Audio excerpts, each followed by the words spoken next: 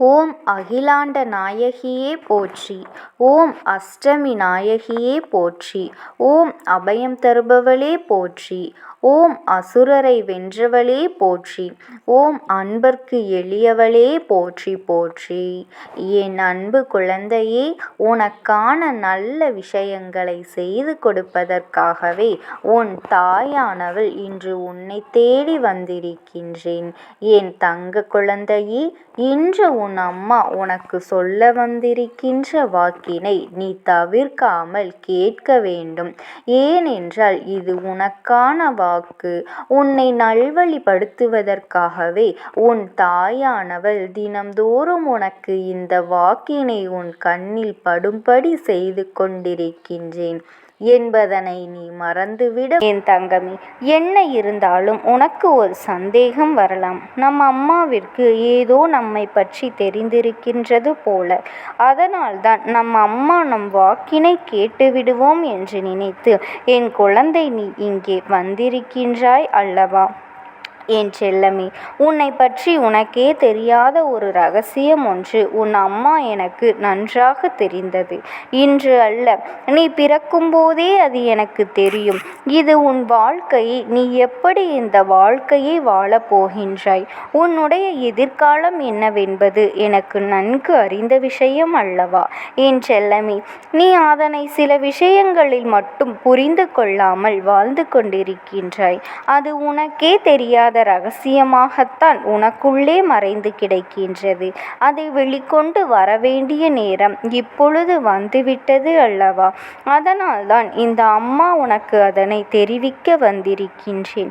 நீ இப்பொழுது இதை புரிந்து கொள்ளாவிட்டால் இந்த வாழ்க்கையில் நீ நிச்சயமாக தோற்றுத்தான் போய்விடுவாய் என்ற பயம் உனக்கு நிச்சயமாக வந்துவிடும். உனக்கு வந்துவிட்டதோ இல்லையோ, உன் அம்மா எனக்கு வந்துவிட்டது. எதை பார்த்தாலும் பயம், எதற்கெடுத்தாலும் பயம், என்ன நடந்தாலும் ஒரே பதற்றம் என்கின்ற மனநிலையில்தான் நீ இப்பொழுது இருந்து கொண்டிருக்கின்றாய். செய்ய நினைக்கின்ற செயலை எல்லாம் மன உறுதியோடு நீ செய்ய நினைப்பதில்லை. உனக்குள் இருக்கின்ற பயம் உன்னை செய்யவிடாமல் தடுத்து விடுகின்றது. எதற்கெடுத்தாலும் ஒரே பதற்றமாகத்தான் நீ இருக்கின்றாய். யார் உன்னை அமைதியாக இருக்கின்ற இடத்தில் கூப்பிட்டாலும் கூட உடனே பதறி எடுத்தது போல பயந்து விடுகின்றாய். இதற்கெல்லாம் காரணங்கள் என்ன தெரியுமா? உன்னுடைய எண்ணங்கள் எதுவும் நேர்மையானதாகவே இல்லை என்பதுதான் என் தங்கமே.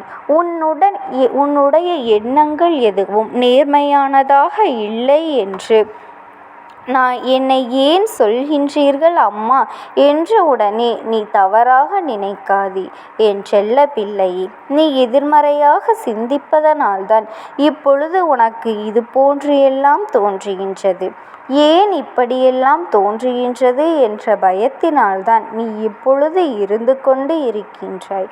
உனக்கு எதையுமே எதிர்கொள்கின்ற சக்தி இல்லாமல் போய்விடுகின்றது. என் குழந்தை மனதிற்குள் எந்நேரமும் ஏதோ ஒரு விஷயத்தை பற்றி நீ நினைத்து கொண்டே இருக்கின்றாய். எதை பற்றியோ சிந்தித்து கொண்டேதான் இருக்கின்றாய்.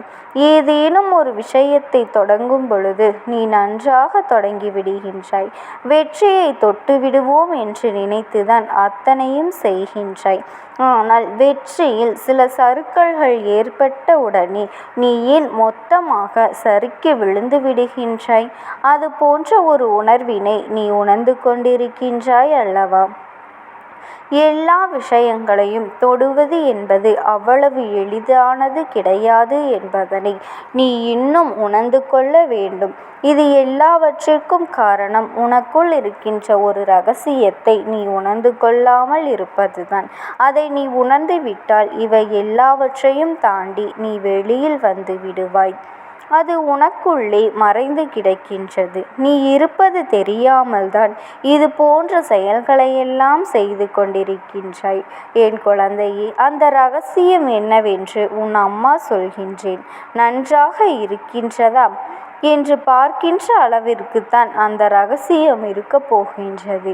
என் குழந்தையே, நீ பிறக்கும் போதே உனக்கென்று எழுதி வைத்த விதியினை வாழ்க்கையில் எல்லா சூழ்நிலையிலும் உனக்கு முதலில் பயம் காட்டும். ஆனால் கடைசியில் எல்லாவற்றையும் உடைத்தெறிந்து விட்டு நீ அதை தொட்டு விடுவாய். இது முதலாவது. இரண்டாவது விஷயம், இந்த வெற்றியினை தொடுவதற்கு உனக்குள்ளே எல்லா திறமைகளும் நீ கேட்க மாட்டாய். உனக்கு உதவி செய்ய முன்வந்தாலும் நீ விரும்பவும் மாட்டாய். இப்பொழுது அதை நீ இருக்கின்ற மனநிலை உனக்கு நிச்சயமாக இன்னும் சில நாட்களில் இருக்கப்போவது கிடையாது. ஏனென்றால் உதவியை கேட்டு தொலைந்து போயிருக்கின்றாய். சோர்ந்து போன நேரத்தில் கூட யாருமே உனக்கு கை கொடுத்தது இல்லை என் தங்கமே. இப்பேற்பட்ட சூழ்நிலையில் என் குழந்தை எல்லாவற்றையும் கற்றுக்கொண்டு வாழ்வில் தேர்ச்சியாக போகின்றாய். இனிமேல் யாருடைய உதவியும் உனக்கு தேவைப்பட போவதில்லை.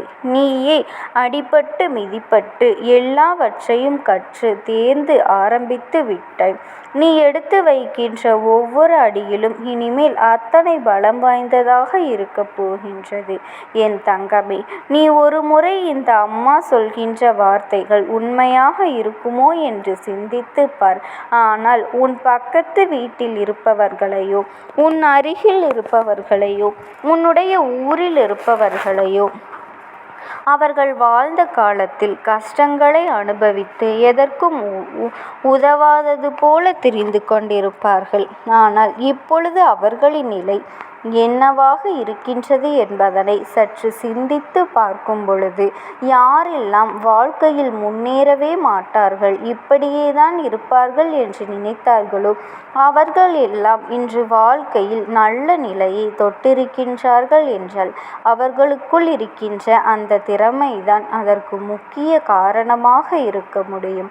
வேறு எதையும் நாம் முக்கியமாக எடுத்துக்கொள்ள முடியாது.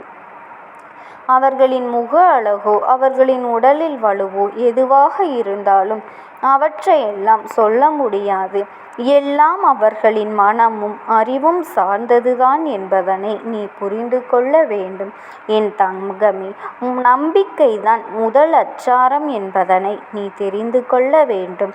தன்னம்பிக்கையோடு எவன் ஒருவன் வெற்றியை தொட்டுவிடலாம் என்று நினைக்கின்றானோ அவனால் நிச்சயமாக வெற்றியை தொட முடியும். இந்த திறமை உனக்குள் இருக்கின்றது என்பதைத்தான் இந்த அம்மா மீண்டும் மீண்டும் சொல்லிக்கொண்டே இருக்கின்றேன் என் தங்கமே. நீ நினைத்ததை அடையப் போகின்ற நேரம் வெகு தொலைவில் இல்லை. நீ ஆசைப்பட்ட இலக்கை அடைய வேண்டிய நேரம் நெருங்கி வந்துவிட்டது.